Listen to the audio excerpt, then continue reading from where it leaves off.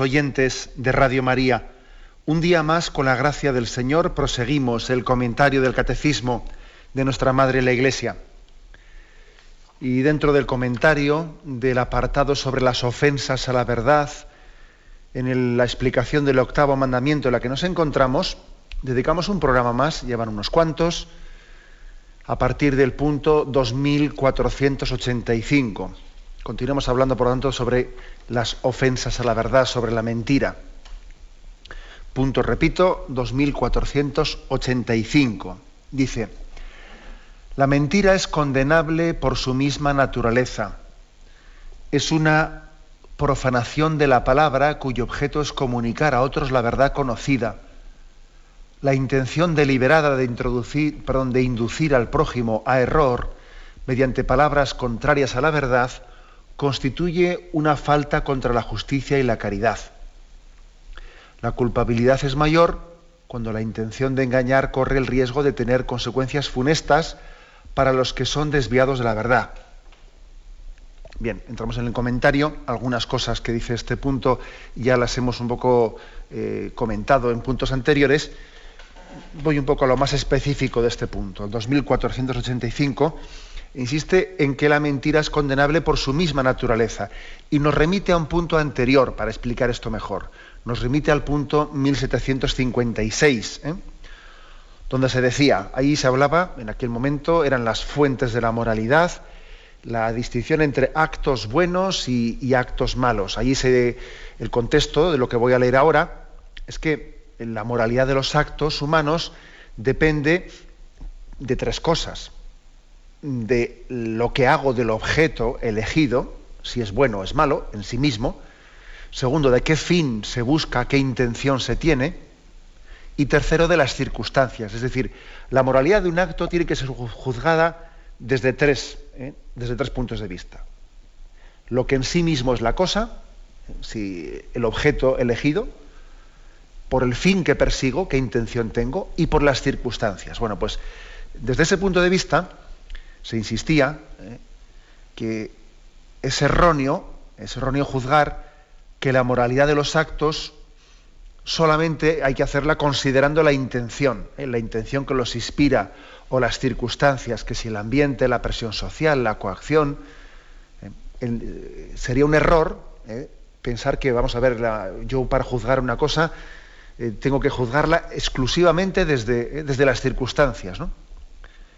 Hay actos que por sí y en sí, independientemente de las circunstancias y de las intenciones, son siempre gravemente ilícitos, por razón de su objeto, o sea, por razón de que, por la cosa en sí misma. Por ejemplo, dice aquel punto del Catecismo, por ejemplo, la blasfemia, el perjurio, el homicidio, el adulterio. No está permitido hacer el mal para obtener el bien. O sea, que aquella era una afirmación pues muy importante, porque yo creo que estamos en una cultura que, precisamente nuestra cultura, por influjo del relativismo, del subjetivismo, se le quita importancia dentro de esta afirmación, que dice, ¿no?, que el acto moral hay que juzgarlo por tres cosas, ¿no?: por el objeto en sí mismo, por la naturaleza de la cosa, ¿no?, por el fin y por las circunstancias. En nuestra cultura se tiende a quitarle importancia a lo primero. Lo importante son mi intención y las circunstancias, sobre todo las circunstancias, ¿no? Lo de la finalidad, mejor dicho, sí, lo de la objetividad de lo que hago, todo depende, ¿no? Esto es quizás lo característico de nuestra cultura. Todo depende de las circunstancias, todo depende. Es quizás una de las características de esta cultura secularizada, ¿no?, que pierde la referencia a la naturaleza, pierde la referencia a lo que Dios mismo en su creación ha dejado como normado.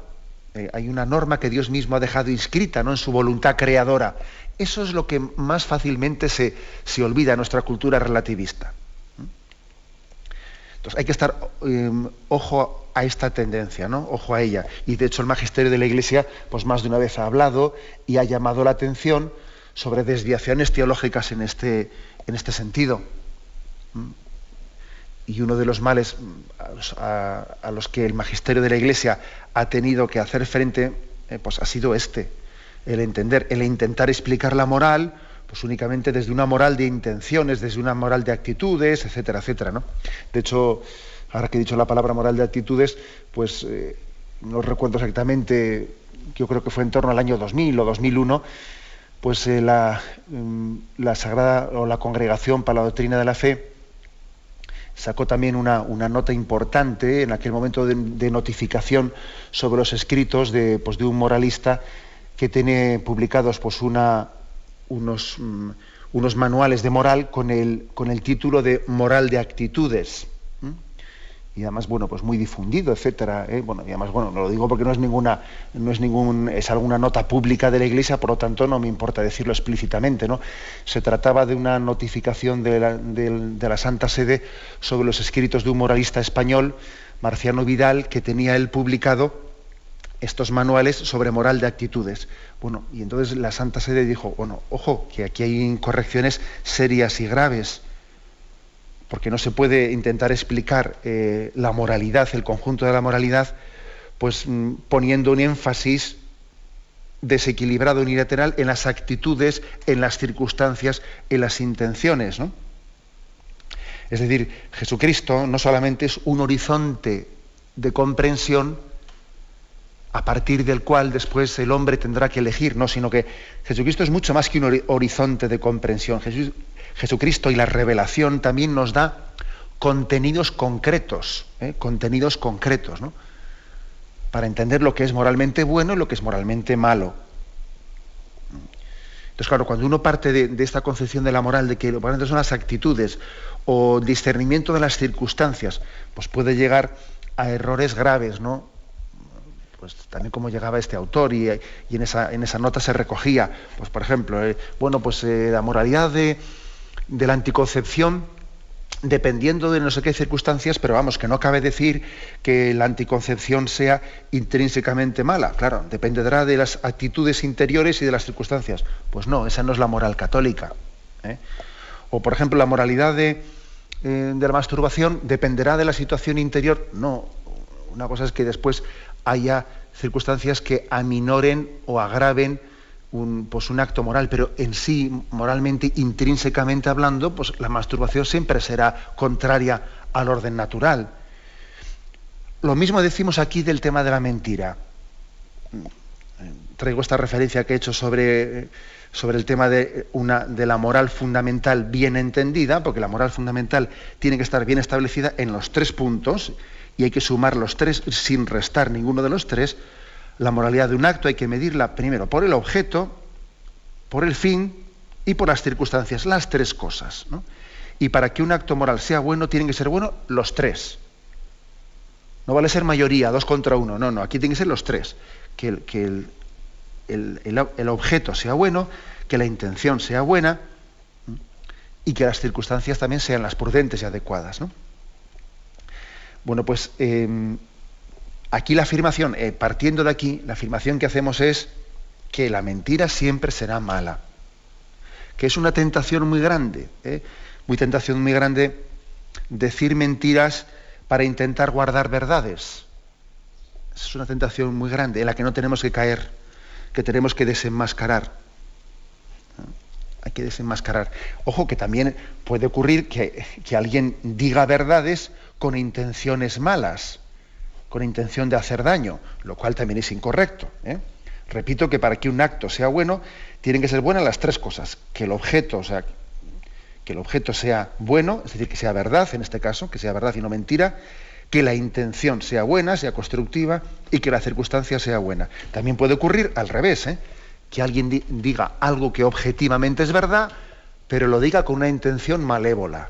Y entonces está utilizando la verdad para el mal. Y entonces eso es un acto malo.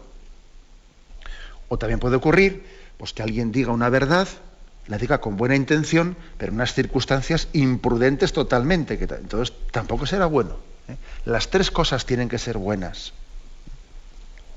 Pero suele ser muy tentador, o utilizar la verdad para hacer daño, o utilizar la mentira teóricamente para hacer el bien. Ni una cosa ni otra. Ni una cosa ni otra. Desenmascaremos las 2 cosas, ¿no? La utilización de la verdad para clavarle al otro un puñal, que no podemos pervertir más la mentira. No, perdón, he dicho mal. No podemos pervertir más la verdad cuando la utilizamos contra el amor. Y usted, si usted va a utilizar la verdad contra el amor, cállese porque la está pervirtiendo, ¿no? Y al revés, cuando utilizamos la mentira para hacer una cosa buena, mire usted, también es totalmente perverso. Pero es muy tentador, como digo, es muy tentador recurrir a cualquiera de estas dos cosas. Que es que he dicho la verdad, y entonces yo, como me justifico, yo no he dicho ninguna mentira. Tú lo que has hecho ha sido clavar un puñal, has clavado un puñal, sobre pretexto de decir la verdad, o al revés, ¿no? Recurro tentadoramente a la mentira para salir del paso, para ponerme a la defensiva, porque a veces la mentira la solemos decir, si yo no quería engañar, pero es que me he tenido que defender, entonces no he visto otra forma de defenderme que saliendo del paso diciendo una mentira. Bueno, pues esta suele ser, digamos, las circunstancias más frecuentes en las que solemos caer, ¿no? Y tenemos que desenmascararlas. Tenemos un momento de reflexión. Escuchan el programa Catecismo de la Iglesia Católica con Monseñor José Ignacio Munilla. Continuamos la explicación del punto 2485. Después de haber insistido en que la mentira es condenable por su misma naturaleza, no solo por las circunstancias o por las intenciones, sino que en sí misma es siempre rechazable la mentira, después dice que es una profanación de la palabra, cuyo objeto es comunicar a otros la verdad conocida. La mentira profana la palabra. No olvidemos el fundamento teológico del que partimos. Acordaros que la segunda persona de la Santísima Trinidad, Padre, Hijo y Espíritu Santo, el Hijo también es conocido como el Verbo o la Palabra. Es curioso esto. La Palabra se hizo carne, el Verbo se hizo carne. El hecho de que se haya querido revelar también bajo ese término de palabra, de verbo, sobre todo subraya que Dios mismo es comunicación de la verdad. Recordad aquel pasaje del Evangelio en el que Jesús dice: a vosotros no os llamo siervos, os llamo amigos, porque todo lo que le he oído a mi Padre,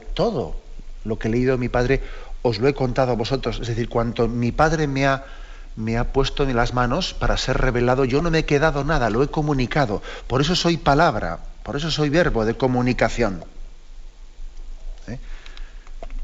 Es muy sagrado para nosotros pues este sentido de lo que es la palabra, instrumento de comunicación. Dios mismo se ha revelado como palabra, incluso se ha definido como su propio nombre, llamarse palabra, el verbo.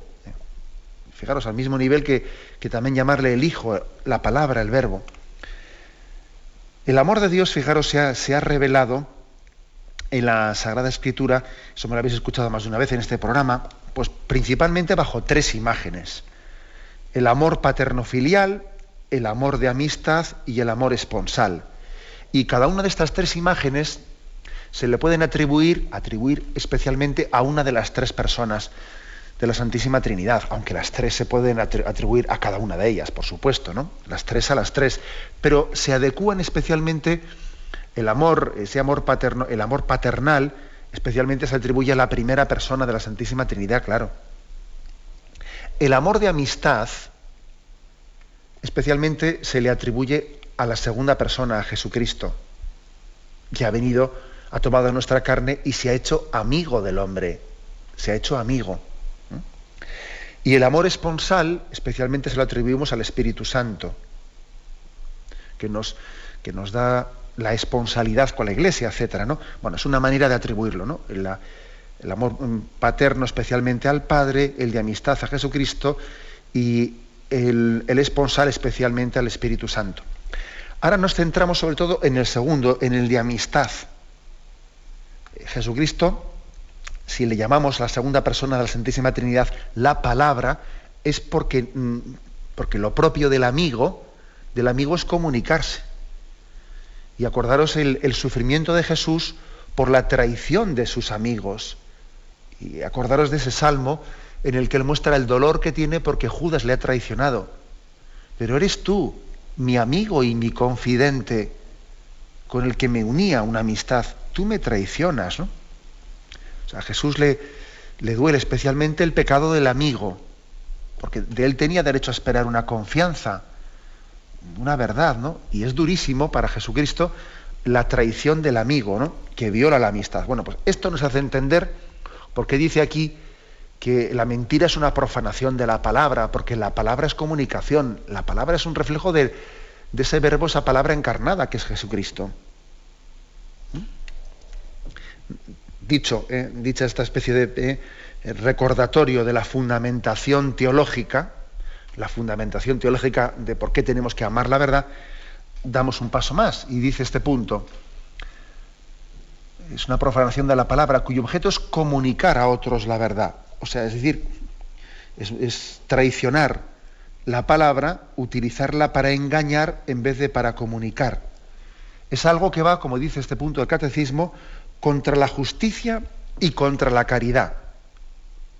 Contra la justicia, porque el hombre tiene unos deberes y unos derechos. La justicia supone deberes y derechos. Claro, para que alguien se le pueda también exigir su deber de hacer el bien, también tiene derecho a conocer la verdad, porque conocer la verdad le dará los elementos necesarios para poder hacer el bien. La justicia, yo tengo por lo tanto un deber de justicia con el prójimo, porque él tiene derecho a la verdad. Si yo no le comunico la verdad, le estoy hurtando un elemento importante para que él discierna y obre el bien. El prójimo, por lo tanto, tiene derecho a la verdad. Tiene derecho a la verdad. Eso, por ejemplo, los médicos lo han subrayado mucho, ¿no? En la manera de cómo comunicarse con el paciente, etcétera. Lógicamente, tendrá que haber formas delicadas, discretas, una adecuación también a las características de un enfermo, a su psicología, etcétera. Bien, pero eso no quita que el enfermo tenga derecho a la verdad. Pongo este caso concreto, ¿no? De la comunicación médico-paciente, etcétera, ¿no? También podrá haber un deber o una conveniencia de silencio, pero nunca de mentira, que eso es otra cosa, nunca de mentira. Y otra cosa, dice que aquí que tenemos es un deber, la verdad, porque la mentira va contra la justicia y contra la caridad. Y permitidme que diga dos palabras sobre esto, sobre la caridad, porque es que esto es lo más frecuente. Lo más frecuente es recurrir al argumento de la caridad para decir mentiras. Por caridad una mentira, ¿no? Una mentira por caridad. Yo distinguiría dos cosas, ¿no? Vamos a ver, por caridad podemos y debemos a veces guardar silencios. Eso es una cosa, ¿eh? Por caridad podemos y debemos incluso a veces guardar silencios, ¿no? Pero mentiras no. Mentiras por caridad no. Porque estamos faltando, primero que estamos faltando un orden objetivo. Un orden objetivo. Estamos buscando el camino teóricamente más fácil. Y luego la realidad nos dice, también hubo algún oyente que planteó algún testimonio personal recientemente, en el que se viene a constatar lo que todos sabemos, que liamos las cosas tremendamente con una mentira, porque una mentira exige otra, y la otra exige otra, y para tapar la anterior tengo que seguir mintiendo, y al final yo mismo tengo un lío de que no sé exactamente esto dónde termina. Cuando se coge la mentira como método, se convierte en un fin. Lo que era un método acaba siendo un fin, la mentira. Por lo tanto, sí que es posible que la caridad nos pida silencios, pero nunca mentiras.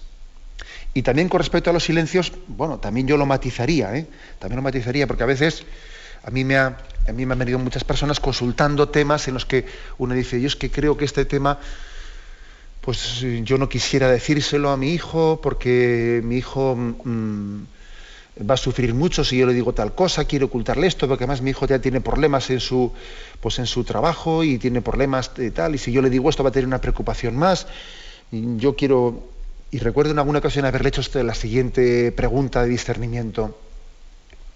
Si fuese al revés, si tú fueses tu hijo y el padre, etcétera, ¿a ti te gustaría que tu hijo o tu padre, que tiene un problema grave, no te lo dijese para no hacerte sufrir?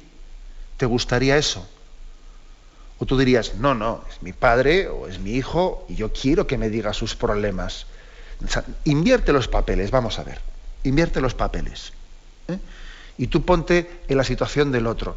Y eso que tú estás diciendo, voy a ocultarle esto, voy a callar esto, para no hacerle sufrir. Bueno, vale. Y además lo haces no estás mintiendo, estás callando, que eso es legítimo, lo haces por caridad. Bien, pero para discernir también es bueno hacerse esta pregunta. ¿A ti te gustaría, si se invirtiesen los papeles, que esa persona no te hiciese partícipe de sus problemas por amor a ti, por no hacerte sufrir? Y dirías, no, hombre, si nos queremos vamos a compartir los problemas, ¿no? Si nos queremos, Dios nos ha puesto juntos para luchar. Como veis, este es un tema que hay que discernirlo. No es como el de la mentira, que la mentira siempre es incorrecta, por lo tanto nunca se puede recurrir a la mentira por caridad. Pero recurrir a decir por caridad me voy a callar, bueno, pues es posible que sí, pero no recurramos tan fácil a eso. Porque a veces también el Señor quiere que compartamos los problemas y que crezcamos, ¿no? Que crezcamos conjuntamente haciéndoles frente, ¿no? Afrontando conjuntamente los problemas. Creo que esto también es algo sanador, nos sana, ¿eh? Bien, no entro a comentar la última parte de este punto 2485 porque estaba ya comentada anteriormente. Dice, ¿no? La culpabilidad de la mentira es mayor cuando la intención de engañar corre el riesgo de tener consecuencias funestas para los que son desviados de la verdad. Bien, pues eso también, es decir, con respecto a la gravedad de una mentira, de si una mentira pues es leve o es venial o es un pecado mortal, evidentemente aquí, pues sobre todo hay que juzgar dos cosas: la intención con la que yo digo una mentira y qué consecuencias se derivan de ella. ¿Qué consecuencias se derivan de ella? Pues es difícil que una mentira sea un pecado mortal cuando ha partido de una intención equivocada, pero bueno, una intención de intentar no hacer sufrir a una persona, etcétera, etcétera, ¿no? Pues ha hecho mal mintiendo, pero es difícil que eso sea un pecado mortal. Pero aún y todo todavía hay que juzgar, ver si las consecuencias, no solo si la intención, sino si las consecuencias que se han derivado de esa mentira son graves, porque a veces puede ocurrir que puede haber consecuencias muy graves, porque tú le has impedido que esa persona, al no conocer la verdad, no ha afrontado problemas serios.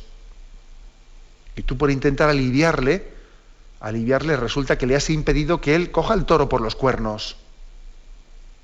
¿Sí? Tú, queriendo evitarle un problema, le has dicho una mentira, y resulta que esa persona podría haber reaccionado, podría haber hecho muchas cosas, ¿no? Que tú le has dejado atado. Es decir, tú con tu mentira le has dejado atado de pies y manos. Le has dejado atado de pies y manos. Luego ya, para cuando se entera de la verdad, ya es tarde, ya no tiene capacidad de reaccionar, ¿no? O sea, aquí insiste pues en las consecuencias que se puedan derivar de una mentira, que pueden ser graves, y por lo tanto también el pecado de la mentira puede ser grave, ¿no? En esa situación. Tenemos un momento de reflexión y continuaremos. Con Monseñor José Ignacio Munilla. Continuamos pasando al punto 2486, que dice así: la mentira, por ser una violación de la virtud de la veracidad, es una verdadera violencia hecha a los demás.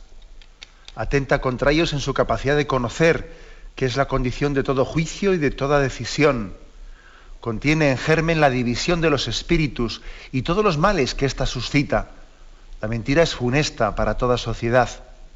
Socava la confianza entre los hombres y rompe el tejido de las relaciones sociales.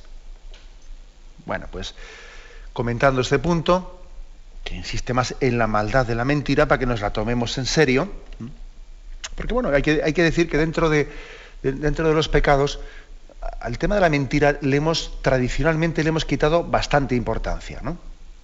La famosísima palabra esa, ¿no? Yo ni robo ni mato. Bueno, lo de la mentira es una cuestión bastante, pues digamos, insignificante, ¿no? Pues en esta concepción un poco de tibieza o de mediocridad. Y aquí, fijaros, para sacudirnos esa concepción que se toma tan poco en serio, la importancia de la veracidad, la virtud de la veracidad, aquí habla de, un término dice de verdadera violencia.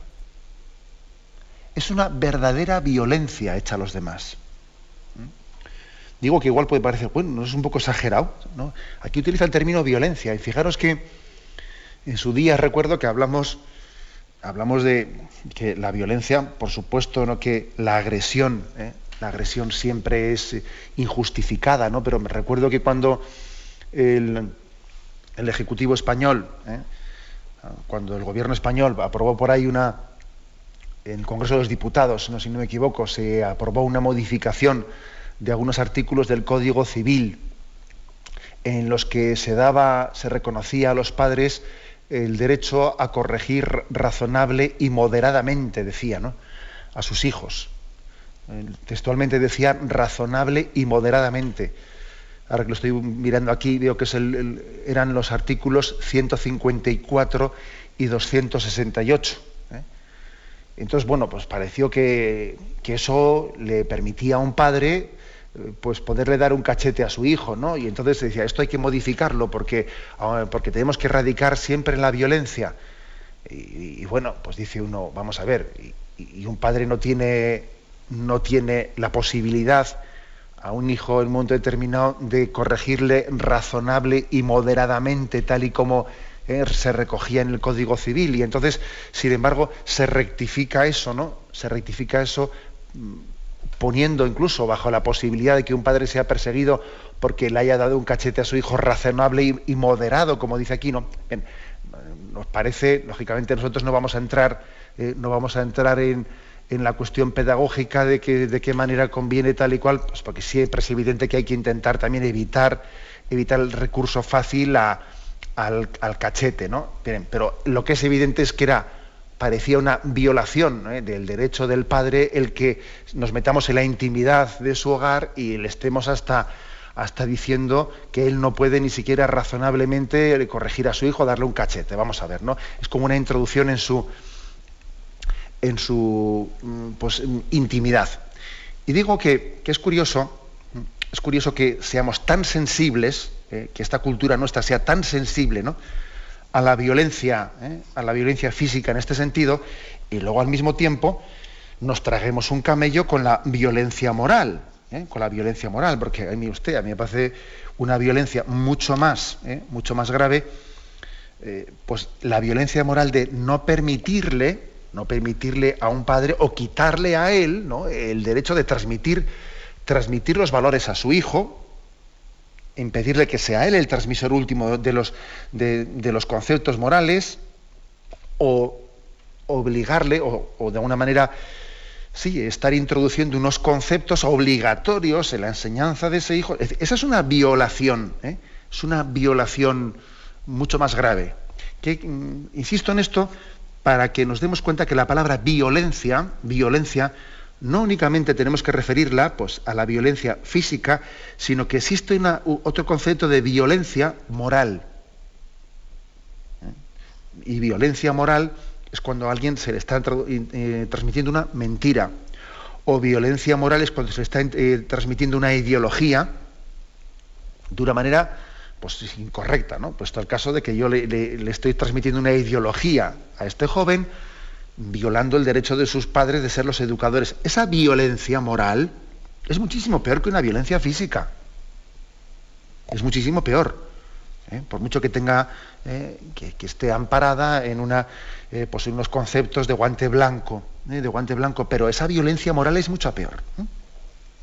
Por eso me parece que este punto del Catecismo 2486 ilumina un aspecto nuevo. Ojo, que la violencia no solo es una violencia física, que es una violencia moral, y la mentira está violando, está realizando, está destruyendo destruyendo pues, un mundo interior en el que nosotros pues, tenemos derecho a conocer la verdad. Dice aquí, un atentado contra la capacidad de conocer. Porque es como si dejásemos a un coche sin faros. Si mentimos a alguien, le estamos dejando sin faros. Y luego esa persona tiene que discernir y tiene que tomar decisiones, ¿no? Tiene que hacer juicios y después decidir en consecuencia. Bien, si yo le miento, pues lógicamente esa persona después las opciones que haga las va a hacer mal hechas, porque no tiene los datos que tiene derecho a tener. Entonces va a obrar mal, y va a obrar mal por mi culpa, porque yo le he mentido. Le he mentido, luego él, con los datos falsos que yo le he dado, pues obrará equivocadamente, erróneamente. Eso quiere decir que yo voy a cargar también con una responsabilidad moral de los errores que él cometa, porque los ha cometido por los datos falsos que yo le he dado. Son cosas de las que pocas veces pensamos, pero es dice aquí, un atentado contra la capacidad de conocer, y lógicamente asumimos unas responsabilidades después de los actos que se deriven, pues por haber obrado sin conocer las cosas, ¿no? Y un paso más. Dice aquí también el Catecismo que la mentira es germen de división de los espíritus. El espíritu se refiere a las personas, ¿no? Aquí no estamos hablando de espiritismos, ¿eh? Dice, es un germen de división de los espíritus, de las personas, porque nosotros estamos llamados a formar una gran familia. El hombre tiene una vocación a la comunión y a la unidad. Y la unidad es imposible realizarla si no es en la verdad, claro, si no es en la verdad. Lo típico suele ser que la mentira se traduzca en darle a cada persona que me rodea una versión distinta de las cosas, ¿no? A este se lo cuento así. Viene el otro y le cuento otra versión, que es contradictoria con la anterior. Viene el otro y le cuento la película de otra manera. Y entonces, claro, yo a cada uno le he ido contando las cosas de una manera, y luego pretender que todos estemos unidos es imposible. Es imposible, porque yo he estado sembrando el germen de la división. Hay un problema, y a cada uno se lo he vendido de una manera distinta y contradictoria. Lo que yo he provocado es que esas personas a las que yo les he contado mentiras con versiones distintas están condenadas a estar irremisiblemente, digamos, encontradas entre ellas. Encontradas, porque a cada una le he predispuesto a estar encontradas, ¿no? Para poder hacer una comunión entre ellas necesitarían sentarse y desenmascarar la mentira que yo les he transmitido a uno y a otro y a otro.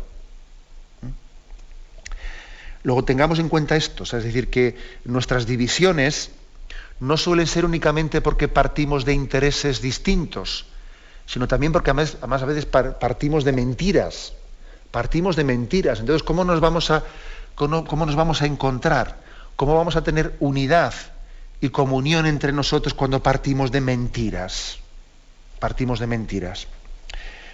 Un consejo práctico. Un consejo práctico. Yo creo que cuando se nos da una versión de un problema, que hay un enfrentamiento, lo que sea, se nos da una versión de un problema, qué importante es que digamos, bueno, me han dado una versión. Me han dado una versión.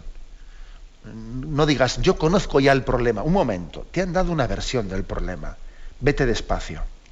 Vete despacio, porque seguro que ahí faltan más perspectivas y más matices, que seguro que si te lo cuenta el otro descubres alguna parte, otra parte, ¿no? Esto es importante. Es importante porque las visiones simplistas casi siempre parten de verdades a medias o de mentiras, porque vamos a ser claros, una verdad a medias no deja de ser una mentira. Esto yo creo que es importante, el quedarnos siempre abiertos a ir creciendo en la verdad que conozco. Yo conozco una parte de la verdad, y seguro que en este problema que existe, en este conflicto, pues habrá más matices que a mí se me escapan. Y yo creo que nuestras mentiras, cuando se pretende hacer una visión de un problema de una manera simplificada, simplista, aquí está el bueno, aquí está el malo, estamos sembrando un espíritu de división que está dinamitando la vocación que tenemos a la comunión entre nosotros. La experiencia de la vida nos suele ir demostrando que claro que tenemos responsabilidades morales, ¿no? Pero suelen ser bastante compartidas, bastante compartidas. Y generalmente no suele haber, pues como las películas, que está el bueno y el malo, ¿no? El bueno y el malo. Y entonces a este le pintamos de una manera y le pintamos de la otra. No, las cosas suelen ser, casi siempre los problemas solemos tener cada uno una parte de responsabilidad. Y más que blanco y negro, pues suele haber grises, una gama de grises, un poco gris claro, gris... Es decir, esto es importante, de cara a que creemos la necesaria unidad entre nosotros, ¿no? Y no sembremos la división.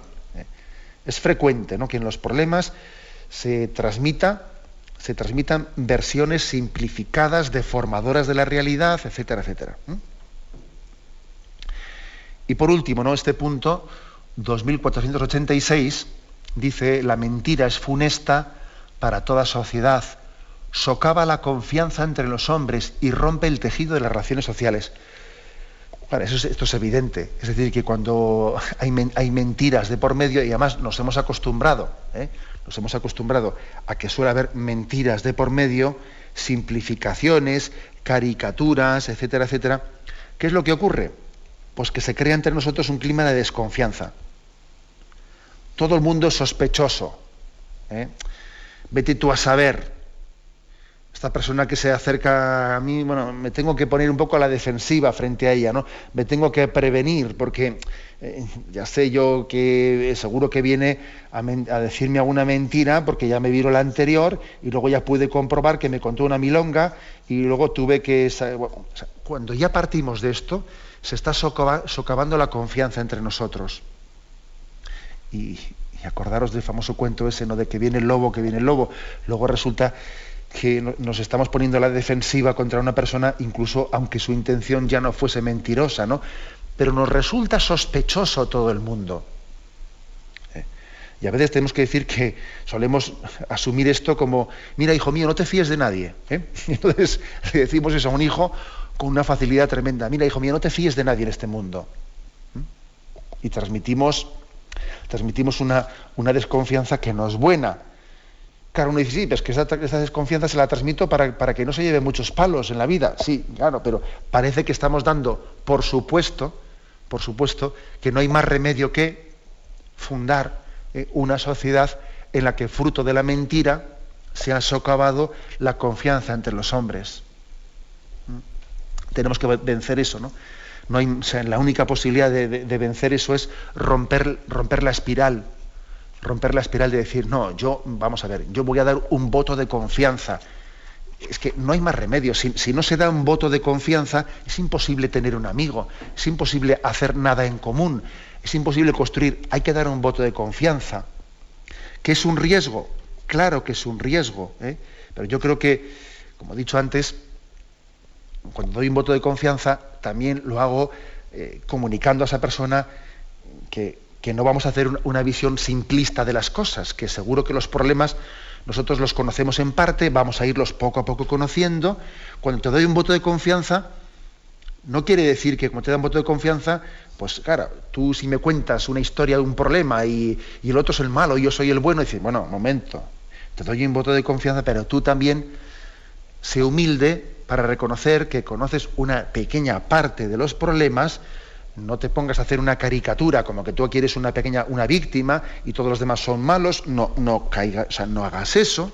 Yo te doy un voto de confianza, pero permíteme también que entre todos vayamos descubriendo la verdad. La vayamos descubriendo y nos vayamos corrigiendo mutuamente, ejerciendo la corrección fraterna. O sea, que creo que la corrección fraterna es un instrumento muy importante de la verdad. Muy importante de la verdad. Porque hay ciertas verdades que se ven más fácil desde fuera que desde dentro. Otras no. Hay verdades que necesita, o sea, que es uno mismo el que solamente las puede ver, que desde fuera no las comprenden. Pero hay otras que es al revés. Hay otras verdades a las que yo soy bastante ciego, que están ligadas con mis defectos que yo no soy capaz de percibir, y las ven mejor desde fuera que desde dentro. Esto suele ser como como con los faros del coche, ¿no? Los faros del coche iluminan mucho mejor lo de fuera que lo de dentro. Así ocurre con determinados defectos, ¿no? Que hay ciertas verdades que te las ve mucho mejor el otro que tú. Tú eres ciego a verlas. Y sin embargo, él, como tiene sus faros apuntando para ti, lo ve mucho mejor que tú. Luego, esto es importante, dar un voto de confianza, pero un voto de confianza no en el sentido de que todas las acusaciones que él haga yo me las voy a creer. Si él le pone a los demás, hace una historia, una caricatura negra, yo me voy a creer todo lo que diga. No, sino yo voy a dar un voto de confianza en que él me ayudará a ver una verdad hacia la que yo soy ciego, ¿no?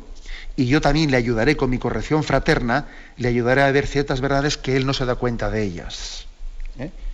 Creo que la verdad ayuda a que tengamos confianza entre nosotros. Y la verdadera confianza nos ayuda a ver más la verdad completa, y no únicamente esa parte de verdad que veo yo desde mi perspectiva. Lo dejamos aquí, damos paso a la intervención de los oyentes. Podéis llamar también para formular vuestras preguntas al teléfono 917-107-700. 917-107-700.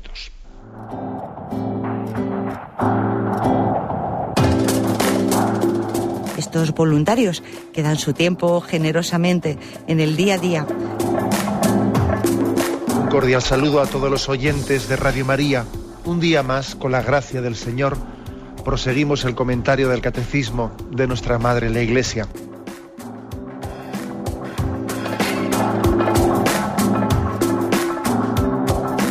Porque le has quitado la única manera de protesta que tiene. O sea que cuando hay un dolor fuerte no hay que tomar analgésicos, hay que ir directamente al médico. Sí, hay que, bien, Primero pero no analgésicos fuertes para que se cometa el error de bloquear la defensa y no poder llegar al diagnóstico. Bien. ¿Le gustaría tener sus programas favoritos de Radio María para escuchar en cualquier momento? Llame y pídanos el programa que más le interesa en cualquiera de sus emisiones. Recogeremos su petición además de sus datos completos para hacer el envío. Solo necesita tener un lector de CD o DVD que reproduzca el formato de compresión digital MP3. Llame al 914-550-480 y atenderemos su petición encantados. Tome nota. 914-550-480. Radio María, más cerca de usted.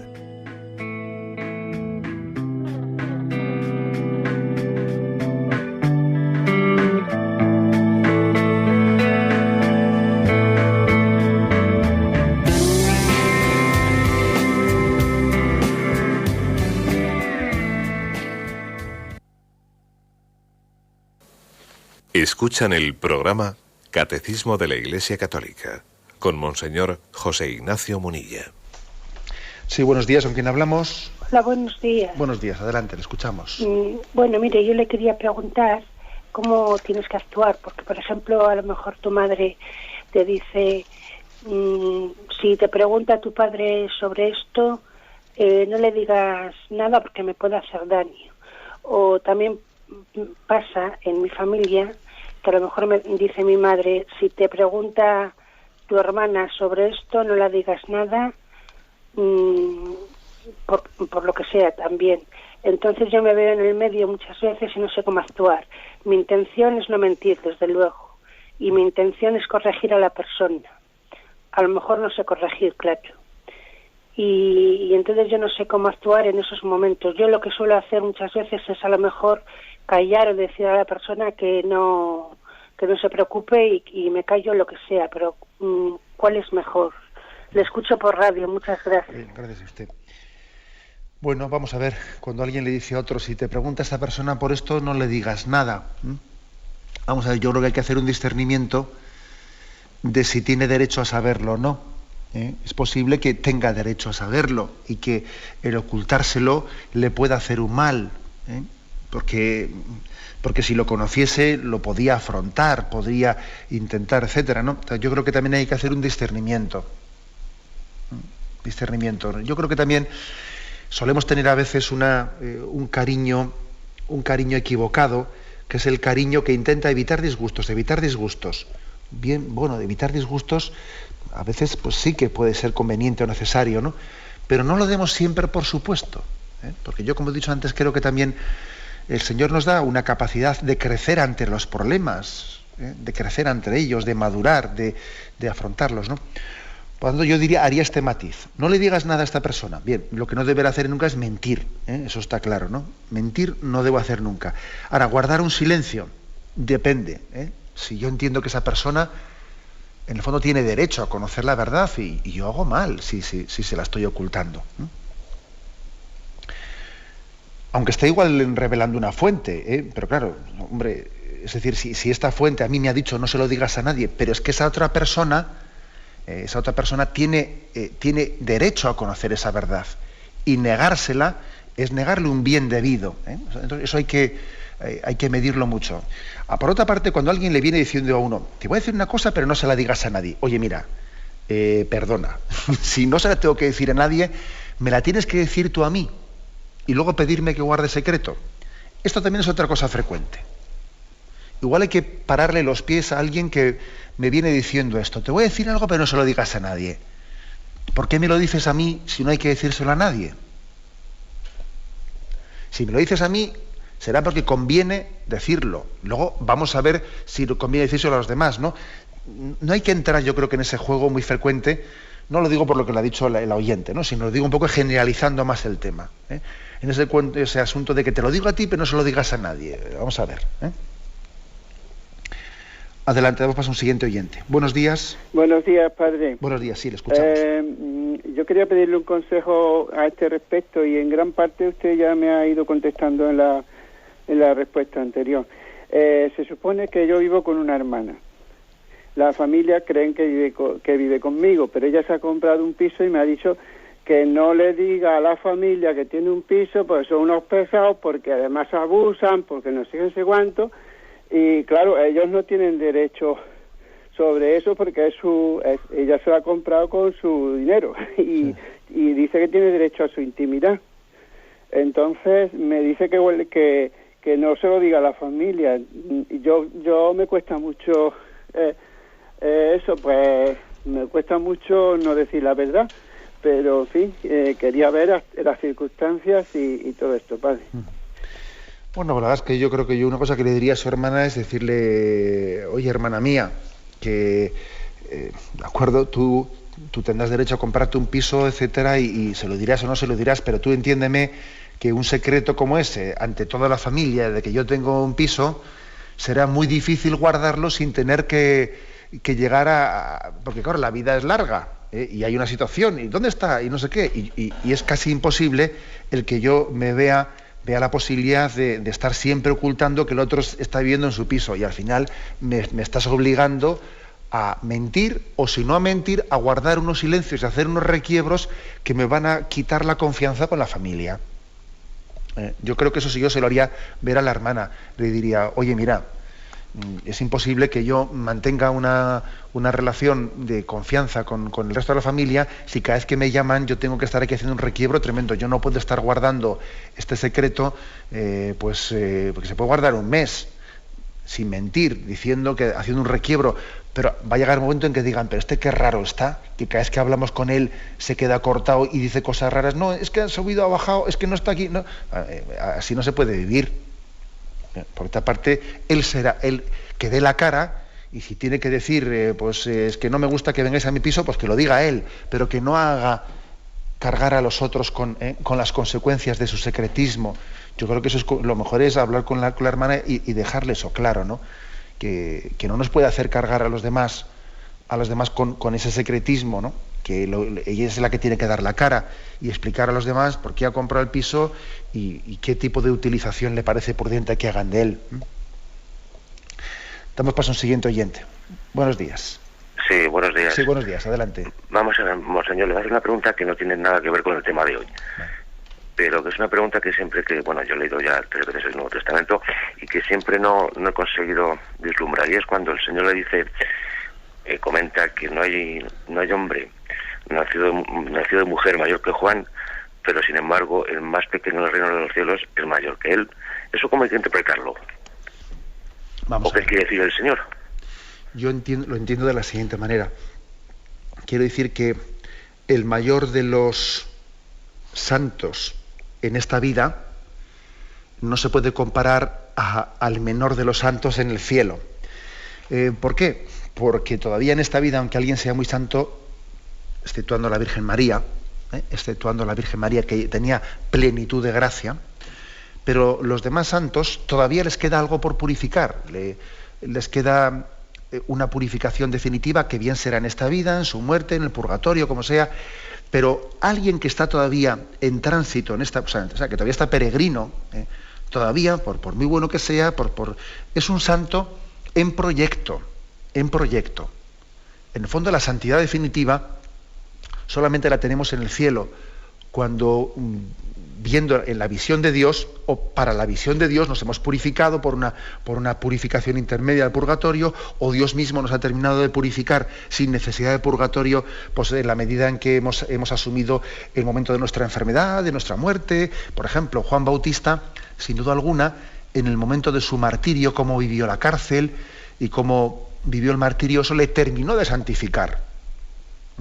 O sea, que el proceso de santificación no termina sino con la muerte. Por eso dice pues que no ha nacido nadie mayor que Juan Bautista, pero sin embargo el menor en el reino de los cielos es mayor que él. En ese sentido, cualquiera de nuestros seres queridos que está en el cielo está mejor purificado que lo que estuvo aquí Santa Teresa de Jesús 2 años antes de morir, para entendernos. Bien, tenemos el tiempo cumplido. Me despido con la bendición de Dios Todopoderoso, Padre, Hijo y Espíritu Santo. Alabado sea Jesús.